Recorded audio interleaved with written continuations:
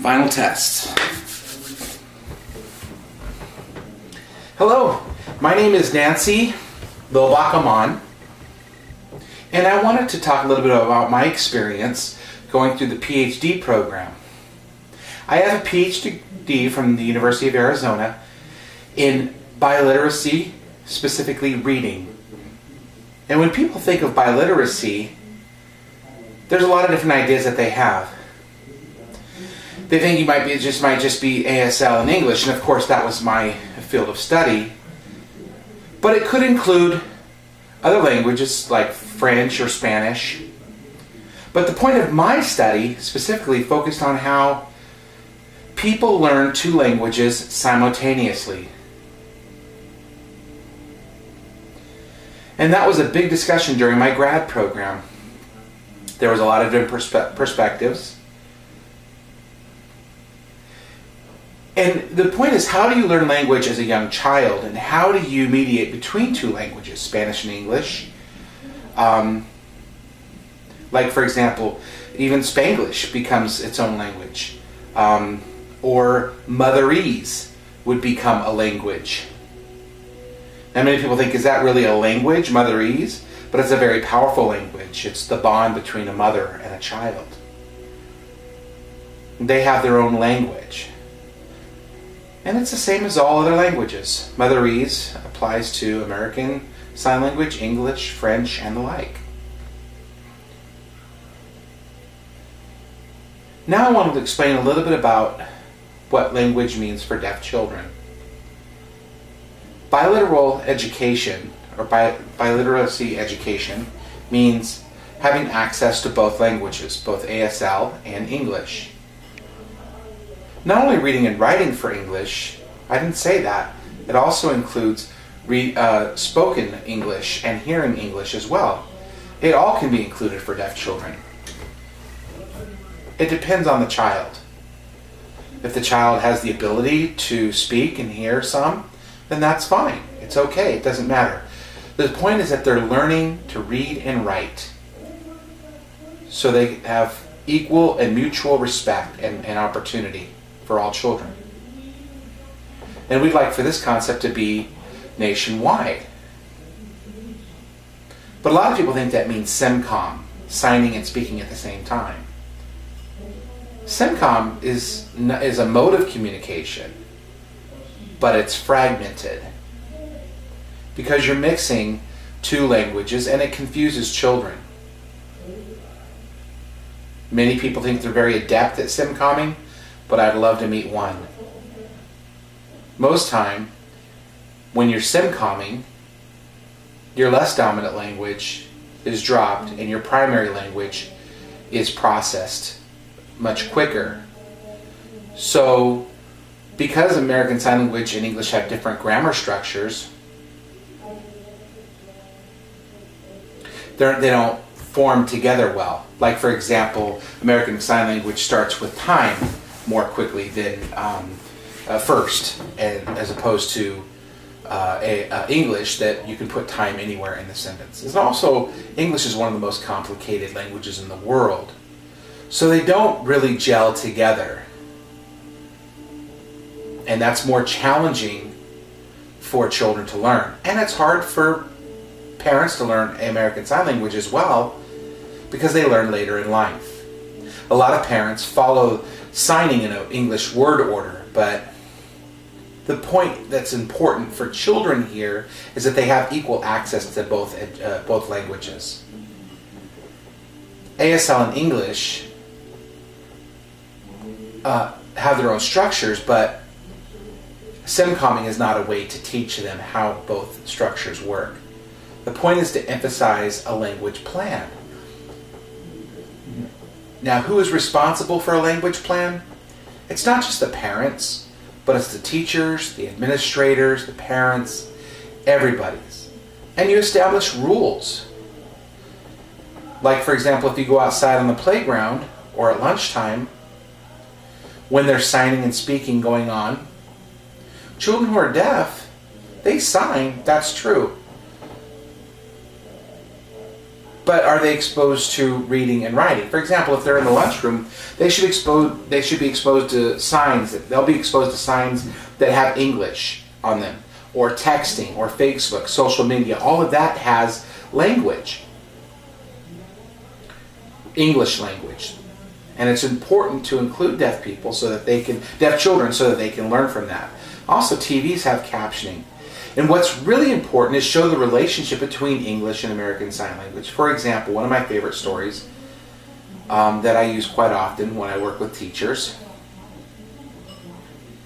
when we're having a discussion about language issues, is related to my research. It was focused on closed captioning, my research was.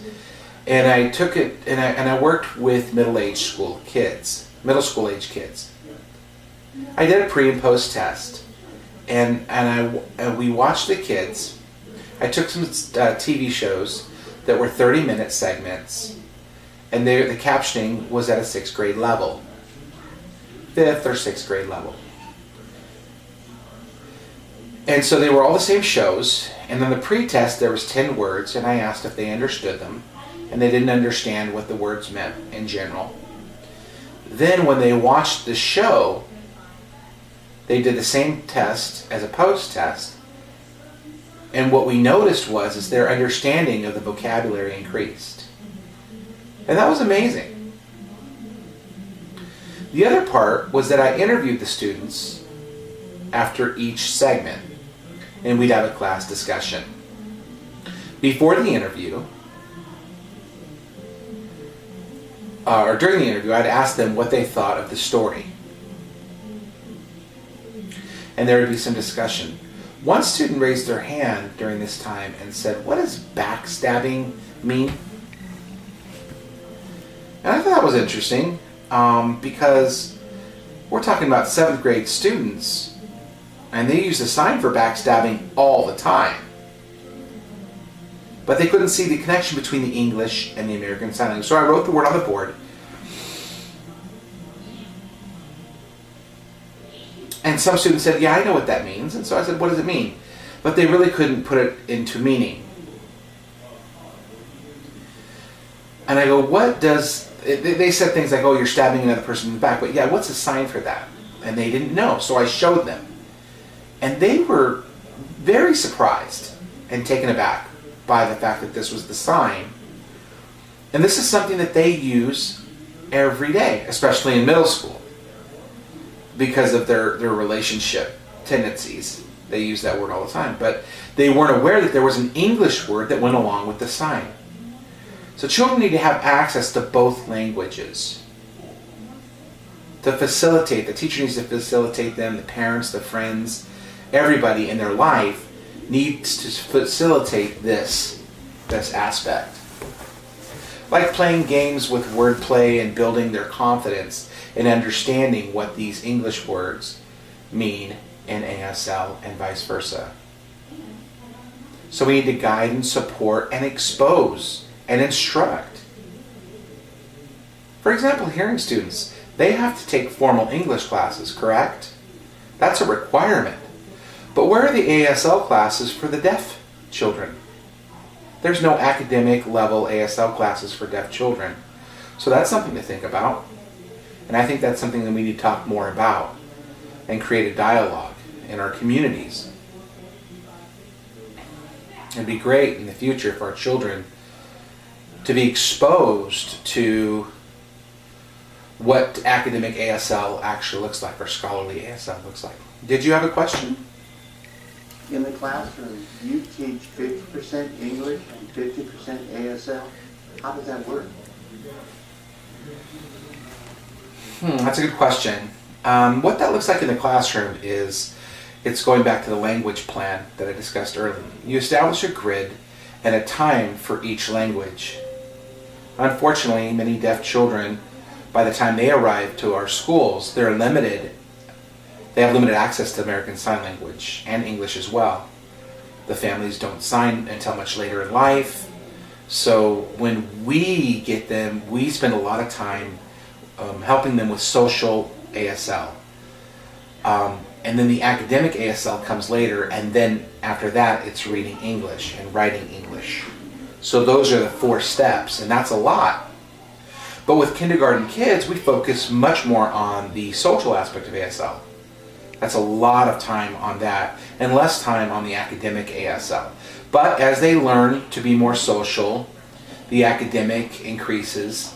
The academic ASL increases more, and the social ASL we focus less on. And at the same time, English is being added in all the time. And how we don't know how, when, and where to stop with this. I mean, children will know exactly in the classroom how and when, where they can focus their language on social versus academic. But, for example, we'll use classifiers to introduce children to American Sign Language. And there's a game that I like to play, like I call it the A game. I'll show the hand shape for A, and I'll say, how many signs can you think of with this hand shape? And they'll say like girl or tomorrow, and I'll write the English word on the board for each sign that they sign. I write the English equivalent on the board, and so they're able to make the connection. So it isn't until 1st or 2nd grade it becomes more 50-50 language instruction, ASL and English. But how we do this is we write a lot on the board as we're signing, and that exposes them to both signing American Sign Language and the English at the same time, and they get the connection. For those kids who really benefit from speaking, we have language allocution, which is really important. And so we increase that as we decrease the signing in some senses. Like at a deaf school, we set up a program. It was a bilateral program where there was spoken English and ASL in the classroom. And this was at a deaf school. And some of the teachers were really upset because why are you supporting oralism? And that's just not what we were doing. Some parents really want their children to learn how to speak, even if they're deaf or hard of hearing. So because of the tendency that they want them to be like themselves. So there was a number of students that were able to do both. It's not 100% ASL. It wouldn't be fair to those who can benefit from speaking. So we would tell stories in American Sign Language, and then when we were done, the group that could speak would have the same opportunity to tell the story or read the story out loud. And then they would come back together and they would have math instruction in American Sign Language, and then they would then go back and be able to speak in a group about it with those who could speak. So it was a mutual respect for both languages, and I think that needs to be developed at a young age. We can't say that ASL is better than English or English is better than ASL. We don't want them to have this negative attitude towards a particular language. We can't afford that in our community. We need to have mutual respect. And that's why teachers play a big role in the language plan with language attitude, allocution, and a language plan. It's very important that all 3 of those are done before you actually start teaching the students. How many hearing students are involved in that program? Do you currently have any hearing students? No, there are no hearing students in the program. However, at Clare School at the Clare School in Tucson, there was a program, I think it was probably 15 years ago. Dr. Sam Sapala and his team established at Clare School a program for both hearing and deaf children. Actually, my son was a student there for 2 years, and it was a wonderful model. The language instruction was in American Sign Language 100%. And after a few years of being in the program, you couldn't tell which students were deaf and which were hearing by watching them sign. They all could sign very well. But what happens is the hearing kids, when they would get tired or cranky, they'd want to start talking. So you'd need aides that would be there to remind them that they needed to continue to sign. periodically, and they became aware of that. And but at recess time, they had a good time. They all signed, and most of the hearing children that were in that program were either siblings or children of deaf people. And the other kids that were in the program were kids of parents who loved language, who had been well traveled and thought that this would be a good experience for their children.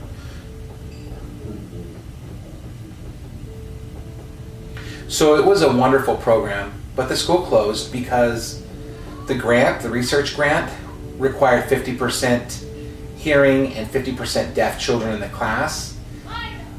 But the school was in Tucson. And it's there wasn't enough deaf kids because it was so close to the deaf school. A lot of the kids went there, and there wasn't enough deaf kids to keep the program going. But it might do well in a larger city where there's a larger critical mass. In your opinion, what would be the ideal bilingual educational program for deaf children? Ideal situation. It would be good to have a signing academy where you have American Sign Language and English. Hearing children are accepted as well as deaf. And you don't have to have great signing skills, but you need to have some signing skills. The focus would be on academics and learning in sign language. And sign language would be part of everyday life. It would build their confidence in signing. And they would learn through socialization.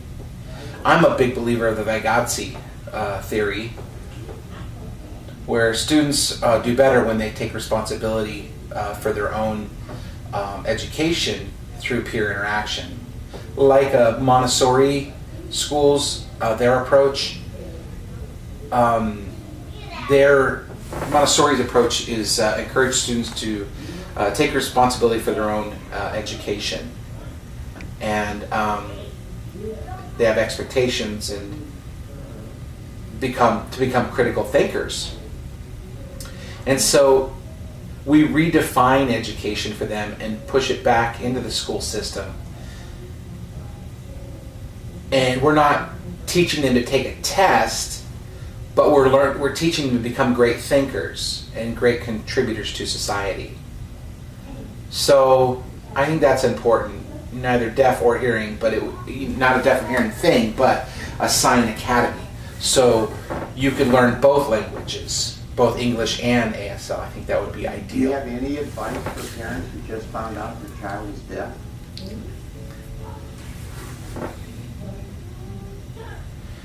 If you just found out that your child is deaf, I think number one, my advice would be, these are your children. And they're very normal. Like any other kid, there is no difference. The only difference is that you have to learn another language. How you discipline, how you love them, how you take care of them, it's the same. It's okay to ask questions and ask around. Have an additive approach, meaning, experience a new language. Your children are learning new language, and that's fine. But don't reject American Sign Language. If your children can speak, have them speak, but don't reject American Sign Language as well. It'll become a more rich experience through ASL for them. So because it's such a beautiful language. I don't have a question, but I just want to sincerely thank you for the work that you do. You're welcome.